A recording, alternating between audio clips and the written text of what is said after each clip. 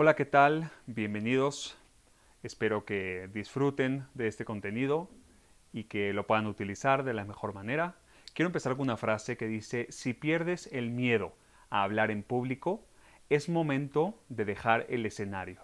Y esto podría ser un poco contraproducente. Sin embargo, es una realidad. Los grandes oradores siempre tienen algo de pánico escénico antes de subir. Por eso es muy importante prepararse. Y eso es lo que veremos el día de hoy.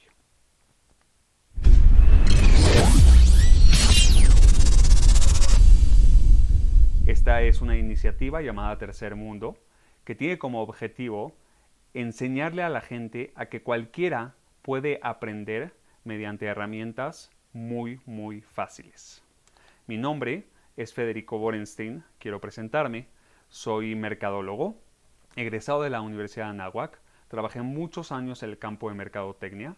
Sin embargo, mi vida dio un rumbo completamente diferente, el cual te quiero contar a continuación.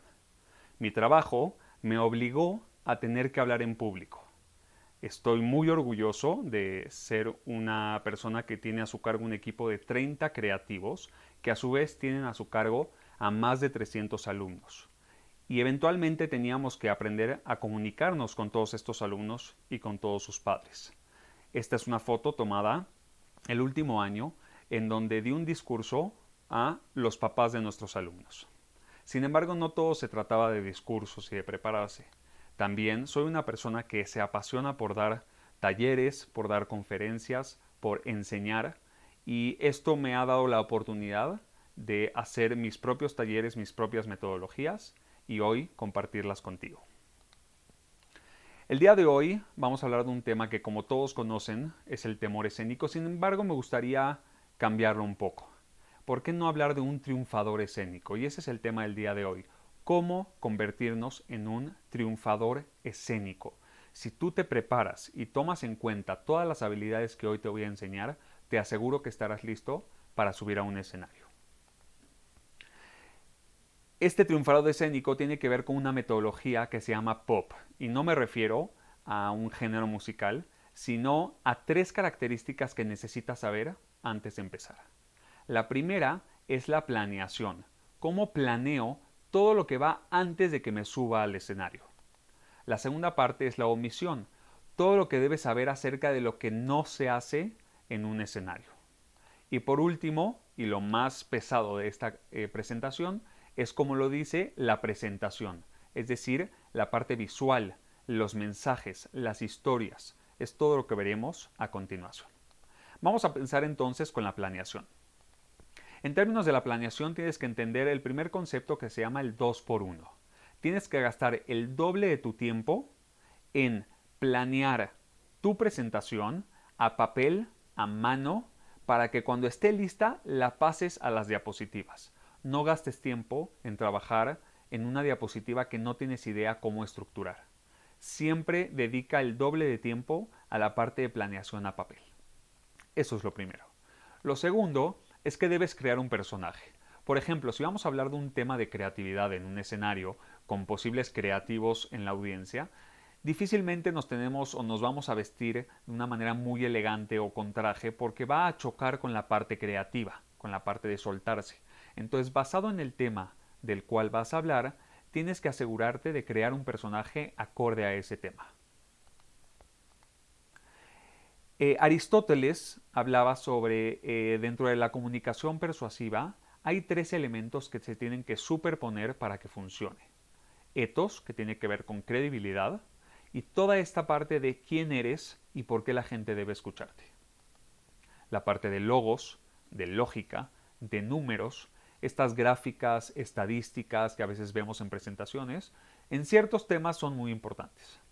Y por último, patos, la parte emocional, cómo conecto con la audiencia.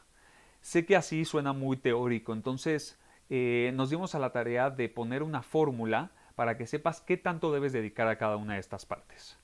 En la parte emocional debes dedicar el 70% de tu presentación, conectar con la audiencia, de lo contrario no funcionará. El 20% tiene que hablar de lógica, de números. Estas gráficas estadísticas, si tú eres de las personas que hacen una presentación con pura estadística, No funciona. Y por último, el 10%, gástalo en definir quién eres y por qué estás ahí y darle un argumento a la audiencia de por qué te debe escuchar. El último punto de la planeación es el ejercicio físico. Debe ser una persona que está físicamente lista para subir a un escenario. Temas de respiración. Sirven ciertos ejercicios como por ejemplo que vayas diciendo tu discurso mientras haces ejercicio, mientras corres y de esta manera vas a aprender en qué momentos subir los tonos, bajar los tonos y demás.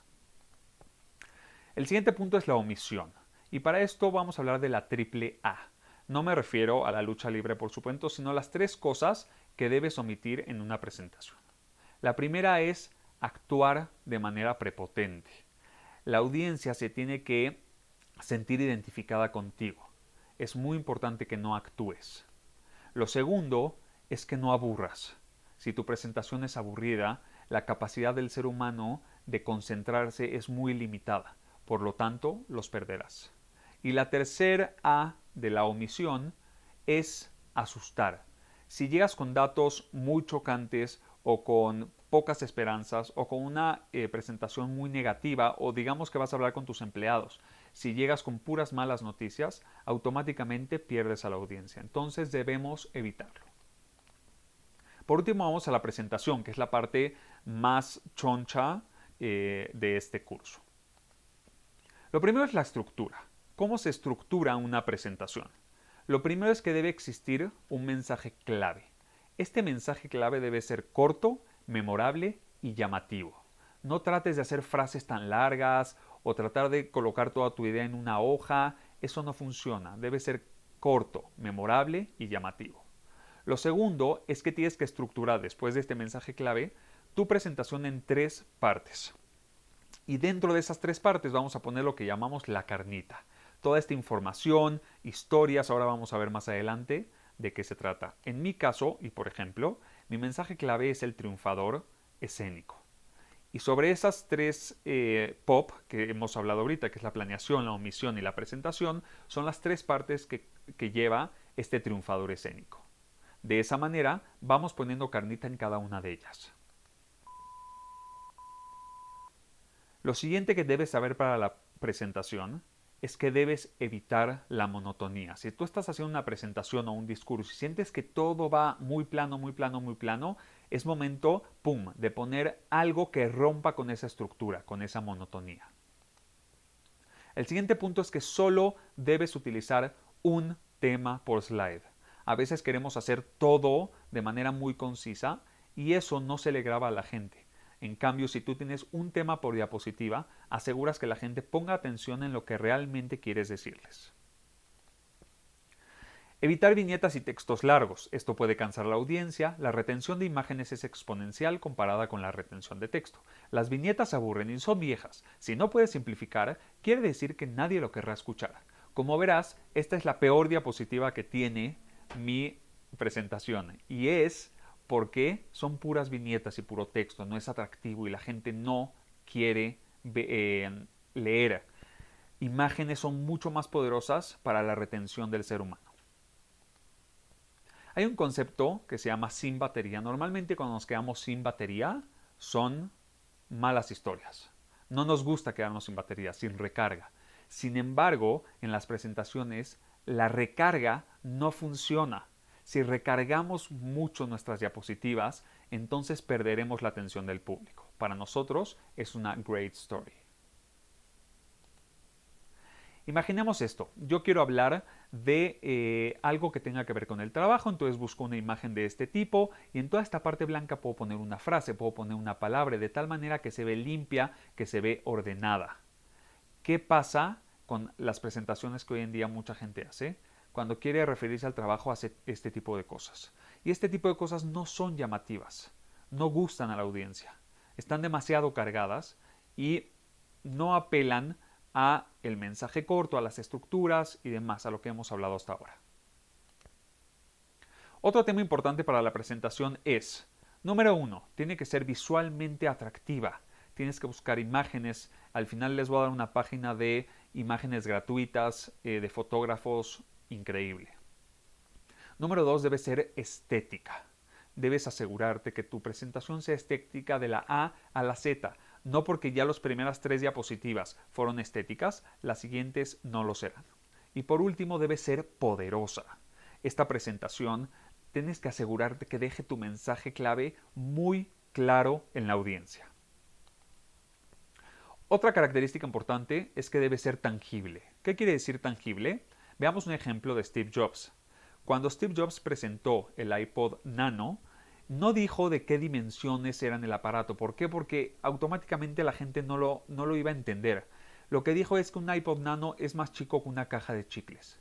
En ese momento, la gente entendió el tamaño de este nuevo aparato y cómo podría usarlo a su favor. Otra característica que debe tener tu presentación es el wow factor. El wow factor es un momento o en inglés el holy shit, en donde la gente automáticamente dice, wow, con esto me quedo. Vamos a poner un ejemplo. En una presentación de Bill Gates, hablaba sobre cómo ciertos mosquitos pueden llevar ciertas enfermedades y contagiar a la gente en África. Al final de la presentación, sacó un bote lleno de mosquitos y lo abrió en el auditorio. La gente se apanicó, él automáticamente dijo que estos mosquitos no estaban infectados, pero hizo entender a la audiencia mediante algo que fue el momento de la presentación, el wow factor. Déjame contarte una historia. Hace tiempo hice una serie de entrevistas a universitarios para un blog que armamos y me llevé estos banquitos que ves en la pantalla de mi casa, de la cocina de mi casa. Evidentemente no se lo conté a mi esposa. Los puse en el pasto y al final me di cuenta que conforme se iban metiendo más y más y más al pasto, se iban doblando, doblando, doblando y yo no me di cuenta. Cuando acabaron las entrevistas y los saqué de ahí, prácticamente los banquitos estaban difíciles de usar. Por lo tanto, como mi esposa me iba a matar, automáticamente me fui a la tienda a comprar otros 2 o 3 banquitos y los llevé a mi casa y le di la sorpresa de que había comprado algo nuevo para la casa. Es muy importante el humor siempre ayuda. Tener historias que hablen de humor y que conecte con la audiencia te van a ayudar. Otro punto importante, esta frase me encanta que dice, nadie se ha quejado nunca de que un discurso sea demasiado corto. Tu presentación no puede durar más de 20 minutos y ya es mucho. Lo mejor son 15.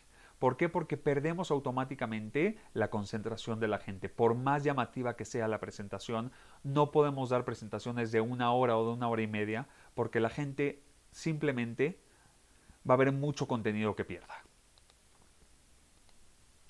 Cuenta historias. Las historias son la clave de las presentaciones.